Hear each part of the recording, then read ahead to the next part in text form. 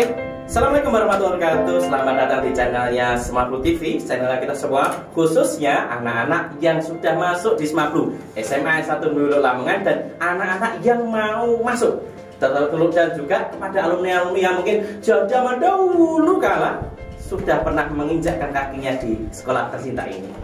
Hari ini di podcast kita yang pertama kali, khususnya di Smart TV, kita hari ini akan berbincang-bincang dengan salah satu CPNS baru, masih kingis-kingis, masih cantik dan masih jomblo.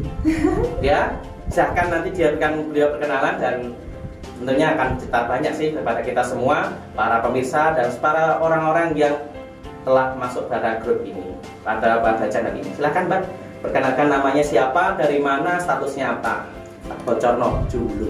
Jomblo, yang paling penting jomblo. Oke, perkenalkan nama saya Ananda Febrina Subiantara. Mungkin kalau murid-murid Smablu bisa panggil saya Bu Nanda. Saya berasal dari Kepoh Baru, Bojonegoro. Kebetulan ambil formasi di SMA 1 dulu. Itu aja ya, oh, berarti Bu Nanda, oke. Bu, beneran. Biasanya orang-orang tuh kalau PNS itu sudah ketahuan CPNS-nya. CPNS, itu ya. sudah pada berebut, Bu. Berarti jenengan kan sudah perempuan, cantik, ya. Kemudian ya. Oh iya jelas. Kalau itu saya nggak mau, Bu. Iya. Kemudian CPNS juga apa nggak ada, Bu, yang ngejar-ngejar sampean, Bu? Kalau untuk saat ini yang ngejar-ngejar nggak ada, Pak. Oh nggak ada. Tapi sudah ada yang ada tambatan hati ya. Insya Allah. Awas, hati-hati bagi yang mau siap-siap untuk dapat saingan ya. Oke, Bu Nanda, kan ini angkatan jenengan kan banyak banget yang daftar PNS, CPNS dan banyak di antara mereka yang kita terima gitu kan. Sebagai salah satu orang yang diterima dan alhamdulillah sekarang sudah berada bersama kita di Smart. Itu apa sih yang jenengan rasakan pertama kali ketika pengumuman keluar, yes, saya masuk gitu? Yang pertama ya bersyukur ya Pak ya, bersyukur karena dari beberapa banyak orang yang ikut ternyata saya sebagai salah satu orang yang terpilih. Ya, berarti ya saya harus bersyukur, intinya seperti itu. Perasaannya juga senang, termasuk kedua orang tua saya juga senang karena ini merupakan cita-cita dari orang tua saya. Karena dulu mungkin pada waktu SMA itu SMA kelas 3 mau ambil jurusan di SNMPTN, saya itu tidak terbayangkan akan jadi guru. Saya nggak mau. Saya nggak mau dulu jadi guru karena background orang tua saya yang dulu GTT nggak diangkat-angkat selama puluhan tahun. Akhirnya saya nggak mau jadi guru. Saya nggak mau seperti ibu saya ya, saya karena nggak jadi PNS gitu loh. Oh ya Allah. Jadi seperti itu. Kemudian cerita dulu ya Pak ya. Kemudian kelas 3 itu saya SNMPTN daftar biologi murni di UM. Pilihan kedua tetap BK karena dulu pernah ada problem saya masuk BK. Akhirnya saya memiliki motivasi yang besar. Oke, saya harus jadi guru BK yang tidak seperti guru BK saya dulu. Oh, berarti dia balas dendam ya? Iya, balas dendam terbaik. Ya, okay. Kemudian bagaimana prosesnya kok nggak mau dari guru, kok tiba-tiba guru BK dan katanya pindah kampus, sempat pindah kampus ya, sempat pindah kampus karena mungkin saya di biologi itu hanya 2 semester ya, 1 tahun. Akhirnya saya ikut SBMPTN di Unisa dan keterima jurusan BK dan alhamdulillah lulus. Setelah lulus langsung ikut CPNS ini Pak.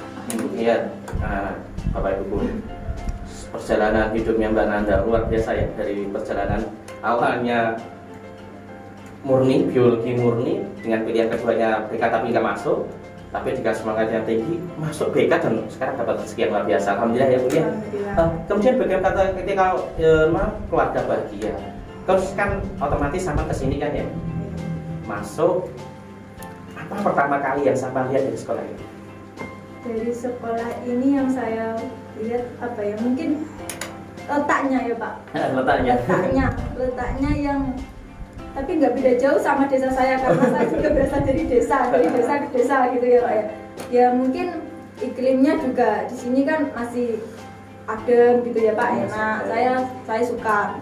Kemudian ketika pertama masuk sini bertemu dengan guru-gurunya, ya alhamdulillah saya merasa saya bisa apa ya Pak, bisa beradaptasi dengan cepat karena memang guru-guru di sini merangkul seperti itu.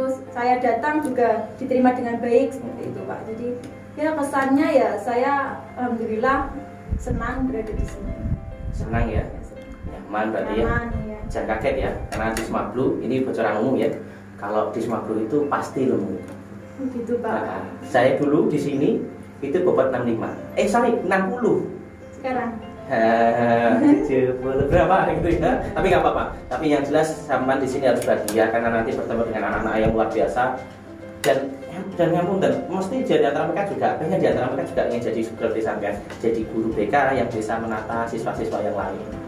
Terus kalau pertama kali yang sama lihat adalah guru merangkul, apa yang paling unik dari sekolah ini ketika sampean pertama masuk dari gerbang masuk ke sini, apa yang pertama menarik? Yang ingin sampean, aku pengen loh besok ketika 10 tahun di sini itu membuat perubahan apa? Itu pernah nggak terpikir untuk yang seperti itu ketika masuk pertama kali kemarin? Iya ya, saya ceritakan tadi ya Pak. Ketika saya dulu masuk sini, saya sudah mencari informasi tentang sekolah ini. Saya juga sudah survei ke sini sebelum ini ya Pak, sebelum masuk sini. Kemudian saya lihat ini sepertinya lokasinya bisa kalau saya jajan BK ya Pak ya, benar. mungkin untuk mengembangkan, mengoptimalkan potensi siswanya ini besar kemungkinan. Karena apa? Di sini kan lingkungannya kan masih lingkungan pedesaan ya Pak ya. Mungkin nanti bisa ada kolaborasi antara masyarakat dengan siswanya. Nanti bagaimana siswa ini dapat saling berkomunikasi dengan masyarakat luar, tidak hanya masyarakat yang ada di sekolah sini, karena memang di era sekarang, di era 4.0 ini kan dibutuhkan beberapa keterampilan-keterampilan yang nantinya akan digunakan untuk masa mendatang. Nah, salah satu keterampilannya yang paling utama kan komunikasi. Nah, itu menurut saya ini sangat penting karena di zaman sekarang ini bagaimana orang berkomunikasi ini kan sangat maksudnya itu bagaimana orang berkomunikasi ini menentukan kualitas kamu begitu. Oh gitu ya. Jadi ini merupakan nanti ya semoga saja saya di sini ada yang bisa saya lakukan untuk sekolah ini, menjadikan sekolah ini menjadi sekolah yang mungkin lebih maju lagi. Nah seperti itu Pak. Oke, mengenai tentang komunikasi tadi ya, saya boleh nggak bertanya, kan itu kan sesuatu yang memang cita-cita besar, keinginan besar, dan kalau itu terjadi itu luar biasa besar.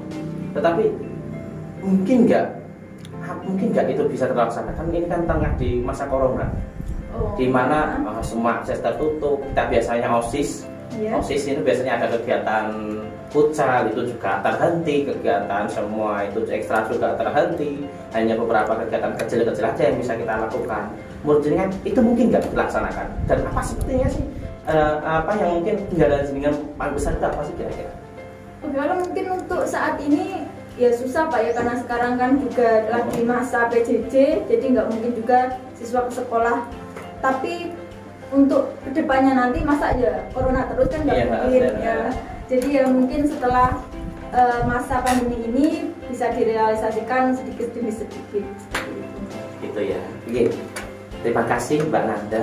Bu Nanda deh, sorry. Ini ngapun saya panggil Mbak Nanda karena ketika kita tadi bincang sebelum podcast ini berlangsung, ternyata masih keluarga besar saya. Iya, alhamdulillah. Terima kasih Bu Nanda atas perjawabannya yang luar biasa. Semoga cita-cita Mbak Nanda dan selama 10 tahun ke depan minimal.